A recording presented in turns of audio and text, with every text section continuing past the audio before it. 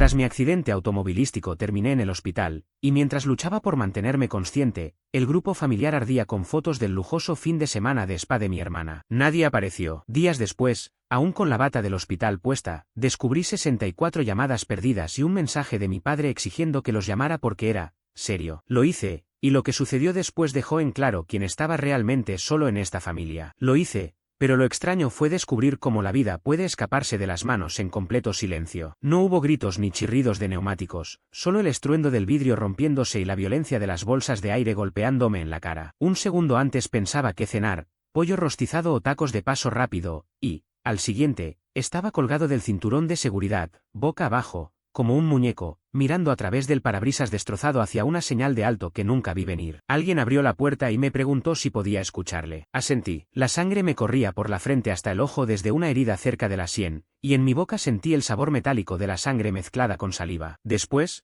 todo se volvió confuso. Sirenas, analgésicos, el olor a yodo. Todo se mezclaba en una masa gris sin principio ni fin. Cuando desperté realmente, estaba en una habitación impregnada de desinfectante y aire viciado. Una enfermera me explicó que tenía el hombro dislocado, 2 costillas fracturadas y una conmoción leve. Eso dijeron, leve. Yo no podía ni sentarme por mí mismo, pero aparentemente era afortunado. No me sentía afortunado, me sentía abandonado. Tras pasar de emergencias a una sala común, esperé a que mi teléfono se encendiera con algún mensaje. Pensaba que alguien debía saberlo. Las noticias vuelan en una familia, ¿no? Imaginé que papá se habría enterado. Tal vez Brittany escuchó algo. Al menos mi madre, supuse, se habría preocupado. Estaba equivocado. Durante 2 días, el teléfono descansó sobre la mesita del hospital sin emitir un solo sonido. Finalmente, tarde en la segunda noche, lo encendí. Había 27 mensajes sin leer. No eran de amigos ni de compañeros de trabajo. Todos provenían del chat familiar. Por un instante absurdo pensé que al fin habían mostrado interés por mí. El primer mensaje me golpeó como un puñetazo. Brittany, en bata blanca, con una copa de champán en una mano y haciendo la señal de paz con la otra. El pie de foto, spa time, baby. Luego otra foto en la sauna, otra con sushi elegante, otra con los pies en agua con pétalos, otra con una mascarilla verde en el rostro y sonriendo como si el mundo fuese perfecto. Mi madre comentaba cada una,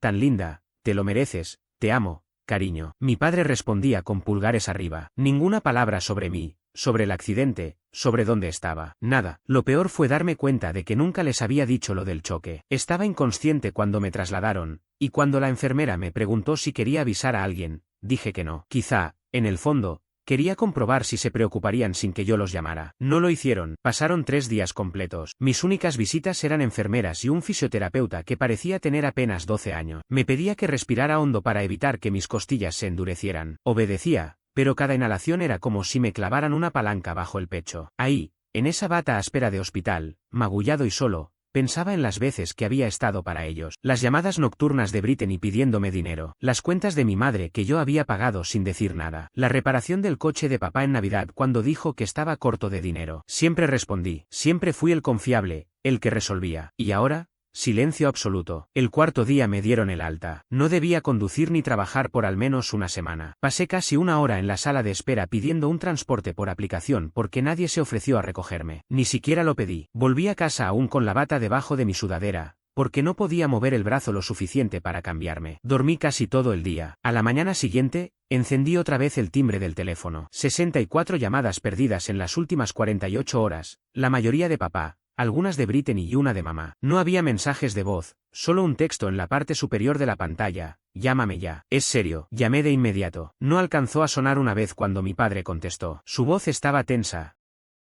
con un pánico contenido. Lo que dijo me dejó confundido, algo de documentos extraviados, algo de una cuenta congelada. No lo interrumpí, lo dejé hablar. Y, mientras escuchaba desde la misma silla en la que me desplomé al llegar a casa, aún con la bata áspera que rozaba mis costillas, lo comprendí. Por primera vez en muchos años, ellos me necesitaban más de lo que yo a ellos. Papá siguió hablando, casi balbuceando. Mencionó que el alquiler de Brittany no había pasado, que su tarjeta fue rechazada en un restaurante y que no podía acceder a su cuenta bancaria. Yo pensé que quizás la habían hackeado, hasta que lo soltó. También estaba congelada su tarjeta secundaria, la que figuraba bajo mi nombre. Continuó. Mamá había intentado transferir dinero para pagar unas cuentas y también rebotó. Su tarjeta de crédito, vinculada como adicional a una de las mías, dejó de funcionar en plena compra. Ella pensó que era un error del sistema, hasta que el banco bloqueó la operación por actividad sospechosa. Luego, su pago automático del teléfono falló. Ahí fue cuando empezó el pánico. Pensaban que alguien me había hackeado o que había un problema con el banco. Jamás se les cruzó por la cabeza que yo mismo lo había hecho. Mi padre, con cautela, me preguntó si sabía lo que estaba ocurriendo. No contesté de inmediato. Dejé que el silencio hiciera su trabajo. Después, con calma, dije que había congelado todo.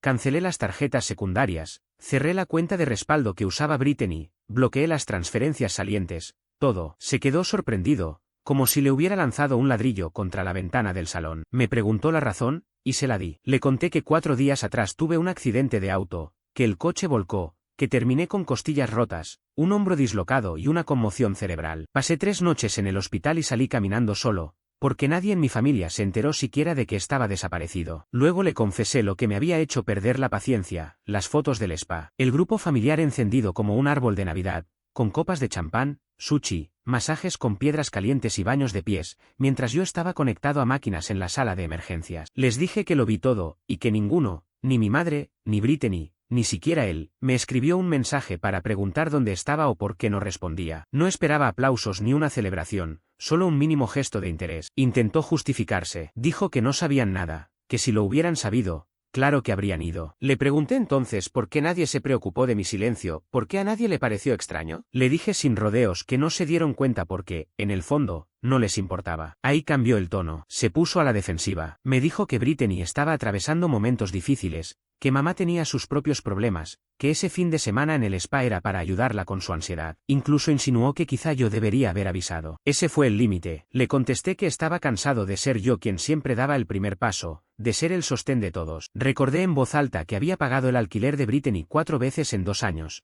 que ayudé a mamá a consolidar sus deudas, que cubrí una factura médica de papá sin recibir siquiera un gracias. Y ahora que yo no pedía dinero ni favores, sino un poco de humanidad, ellos ni siquiera notaron mi ausencia. Él me preguntó si en serio pensaba darle la espalda a la familia por esto. Le dije que no, que ya lo había hecho. Que en ese hospital, viendo las fotos del spa, entendí que podía morir y ellos no lo sabrían hasta que la tarjeta de crédito fuera rechazada en algún almuerzo. Después colgué. Esa misma noche abrí el portátil y revisé todas las cuentas a las que estaban conectados. Muchas seguían bajo mi nombre porque alguna vez los ayudé a configurarlas y nunca las cambiaron. Hice una hoja de cálculo y repasé una por una: facturas de teléfono, suscripciones de streaming, alquileres, tarjetas de crédito, préstamos estudiantiles, incluso la membresía del gimnasio de Brittany. Fui cerrando todo, congelando tarjetas, cancelando pagos automáticos, cambiando contraseñas, solicitando que eliminaran mi nombre de contratos compartidos. No lo hice con rabia, lo hice con precisión. No quería dejar ninguna puerta abierta, ningún recurso que siguiera sosteniéndolos. Y no les avisé, simplemente esperé. La primera reacción llegó al día siguiente. Brittany me escribió en mayúsculas preguntando por qué su tarjeta no funcionaba. Después llegó otra llamada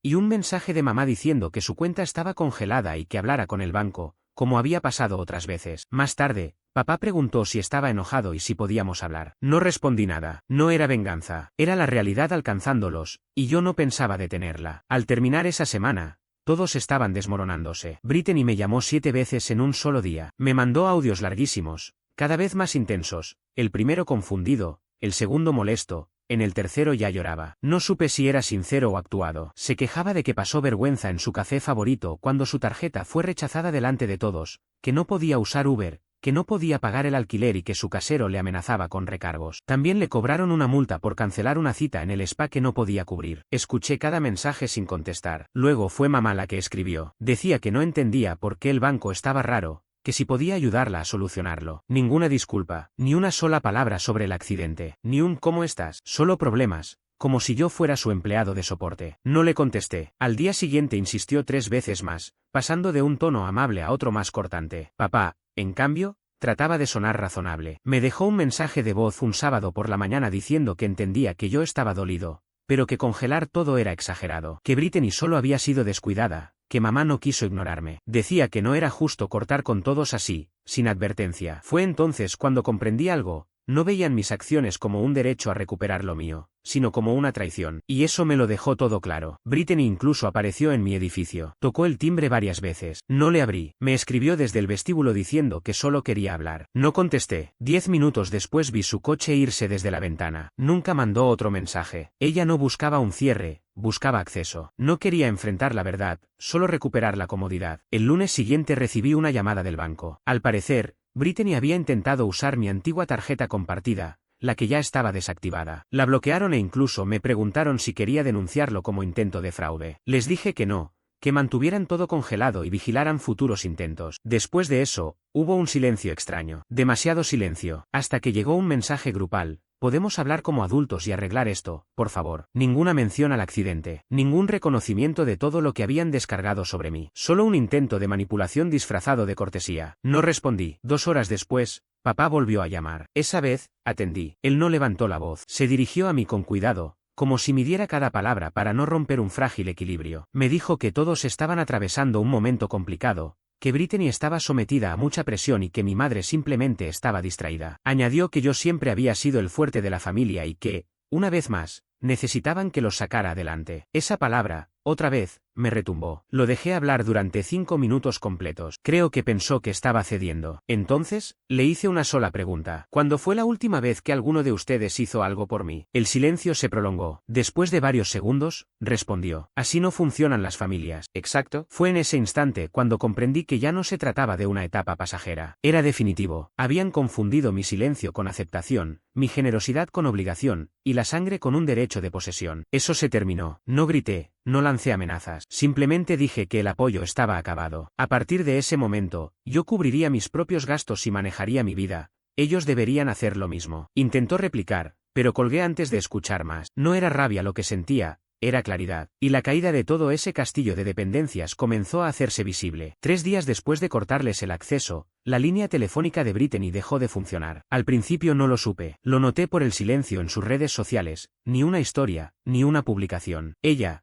que solía subir hasta un estornudo, de repente había borrado todo. Su perfil seguía visible, pero vacío, sin foto, sin publicaciones. 1 hora después desapareció por completo. Fue la primera prueba de que su mundo de comodidades estaba derrumbándose. Mi madre, en cambio, seguía con su papel de siempre, fingir que nada pasaba. Reapareció en el chat familiar enviando mensajes como si no hubiera ocurrido nada. Un enlace a un artículo sobre sopas de otoño, un "¿Quién recuerda esta canción?" y hasta una selfie con una vela de calabaza acompañada del texto poniéndome en modo acogedor. Nadie contestó, ni siquiera mi padre. Días más tarde recibí una carta en mi apartamento. No un mensaje, no un correo electrónico, una carta escrita a mano en su caligrafía precisa. El sobre era grueso, con ese toque teatral que siempre tuvo. Dentro había 3 páginas en las que hablaba de lo tensas que estaban las cosas y de su deseo de que volviéramos a ser una familia unida. Me decía que estaba orgullosa de mí, que siempre había sido responsable, el pegamento que mantenía todo junto. Pero también que ella y Brittany estaban pasando por algo complicado y necesitaban ayuda. Lo disfrazaba de un préstamo temporal, hasta que la situación de Brittany se resolviera. No había una sola mención al accidente, ni una disculpa. Solo una propuesta. Incluso adjuntaba pruebas, una captura de pantalla de la cuenta de Brittany con un saldo negativo de $41,872, un extracto de tarjeta con casi 3.000 en compras de marca, pagos del coche y una suscripción de spa que, aparentemente, había olvidado cancelar. Y,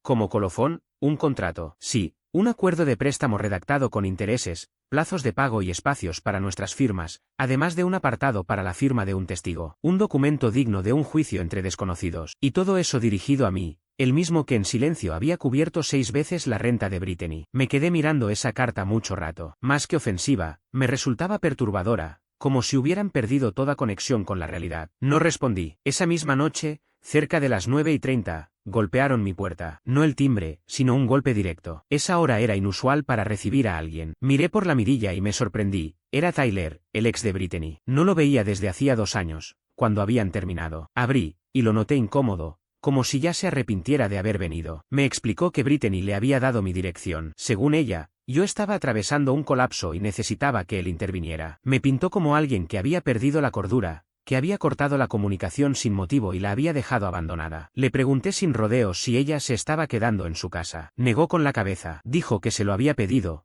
pero que no era tonto. Y soltó algo que no esperaba, que Brittany estaba instalada en el sofá de mi madre y que juntas estaban diciendo a la gente que yo había sufrido una crisis nerviosa. No contesté, lo dejé hablar. Me confesó que al principio no le creyó, pero cuando escuchó la versión que ambas estaban difundiendo, que yo había explotado por una nimiedad familiar y que las había dejado porque no sabía manejar el estrés, decidió venir a mí directamente. Entonces le conté todo, el accidente, el hospital, el silencio, las cuentas, el corte de fondos. Escuchó en silencio, sin excusas para ellas. Cuando se fue, pensé que ahí acabaría todo. Pero a la mañana siguiente me envió una captura de pantalla. Era una publicación de mi madre en Facebook. Un estado ambiguo pero calculado. Por favor, mantengan a nuestra familia en sus oraciones. Algunas personas reaccionan mal cuando sufren. Nosotros intentamos mantenernos fuertes en este momento tan difícil. Decenas de comentarios. Mucho ánimo. Espero que todo esté bien. Eres una madre increíble. Ahí lo comprendí con claridad. No solo estaban evitando la verdad, estaban reescribiéndola. Construían una nueva historia en la que yo era el inestable, el emocional, el villano. Como ya no podían llegar a mi bolsillo, ahora intentaban destruir mi reputación. No me enojé, me preparé. Saqué mi teléfono, abrí la carpeta que había creado después del accidente y añadí más capturas de pantalla del grupo familiar durante mi estancia en el hospital. Llamadas perdidas, la carta, el documento del préstamo, los cargos del spa, incluso la publicación en Facebook. Luego las envié todas. No a Brittany, no a mamá, sino a papá. Sin mensajes, sin explicaciones, solo hechos. Unas horas más tarde, él llamó. No contesté. Después me envió un mensaje. No lo sabía. Ahora lo veo. Lo siento. No intentó defenderlas. Fue entonces cuando entendí que la estructura que habían construido ya se estaba derrumbando. Yo solo le di el empujón final. Tras ese texto, papá guardó silencio. No hubo llamadas posteriores, ni intentos de manipulación emocional, ni discursos de culpa. Nada. Solo esas 6 palabras. No lo sabía. Ahora lo veo. Lo siento. No respondí. Una parte de mí quería creer que significaba algo, que quizá alguien de esa familia por fin reconocía lo que yo había estado sosteniendo durante años. Pero no iba a caer en la trampa. Había escuchado demasiadas disculpas vacías y promesas que siempre terminaban igual, pidiéndome algo de nuevo. Lo que no esperaba era lo que vino después. 2 días más tarde, recibí un correo del casero de Brittany. Era un aviso. Al parecer, mi dirección de correo aún estaba registrada como contacto de emergencia. El mensaje era directo: renta sin pagar, falta de comunicación y una orden de desalojo en camino. Ella no había hecho el último pago, y las multas por demora se estaban acumulando. Intentaron llamarla. Nunca respondió. Le daban 5 días antes de proceder legalmente. Me quedé mirando la pantalla, recordando todas las veces que había enviado dinero a esa misma oficina. Siempre en silencio, de forma automática. La mayoría de las veces ni siquiera me agradecía. Una vez solo me escribió depósito hecho y luego no me habló durante semanas. Ahora se había quedado sin salidas. Esa misma noche,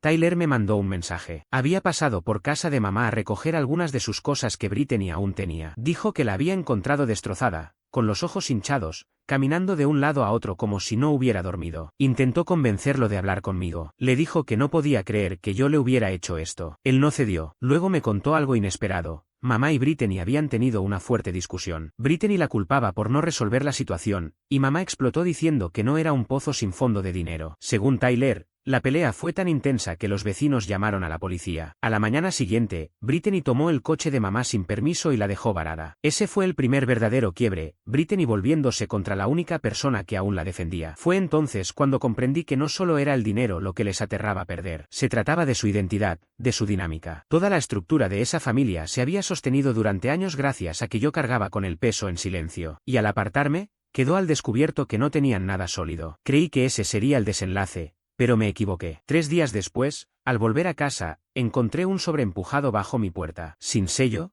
sin remitente. Dentro había una hoja doblada. Era una captura impresa, la confirmación de una transferencia desde una de las cuentas antiguas de Brittany en Venmo, con un intento de enviar $900 desde una de mis cuentas de respaldo, una que no había usado en más de un año. Lo había intentado hacer en silencio. Lo que no sabía era que yo ya había bloqueado esa cuenta días antes. La transferencia falló, pero ella lo intentó. Buscó, recordó que esa cuenta existía y trató de exprimirla una última vez. Eso fue suficiente. Ya no había terreno intermedio. No quedaba esperanza de reparación. A la mañana siguiente fui a la policía. No presenté cargos completos, al menos no todavía, pero levanté una alerta de fraude y dejé registrado el intento, por si se repetía. El banco vinculó su nombre, su dirección IP y su dispositivo. Si lo intentaba otra vez, se activaría de inmediato. No se lo conté a ella, ni a nadie. Lo dejé allí, esperando como una trampa silenciosa. Y luego bloqueé a todos. Teléfono, correo, redes sociales, chats grupales. Incluso aseguré cuentas que ellos ni siquiera sabían que existían. Cerré cada puerta abierta. Las consecuencias siguieron apareciendo solas. Brittany perdió su apartamento. A mamá le cortaron los servicios por falta de pago. Su círculo social comenzó a reducirse, cansados del drama, supongo. Papá, en cambio, se mantuvo callado. Creo que al fin entendió lo que había costado su silencio. Y yo no me regocijé. No sonreí, simplemente viví en paz.